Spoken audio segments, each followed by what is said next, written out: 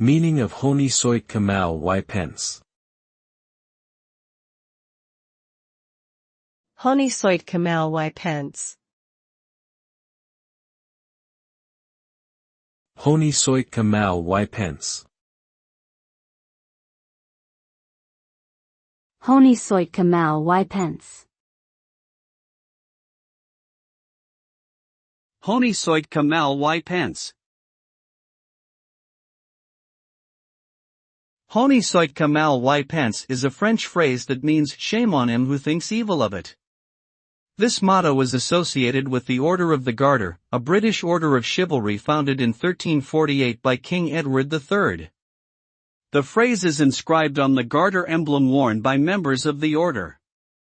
It represents the idea that those who hold high positions or power should act with honor and integrity, and any suspicion of wrongdoing or dishonor should be viewed with shame. The motto has since become a symbol of chivalry and nobility.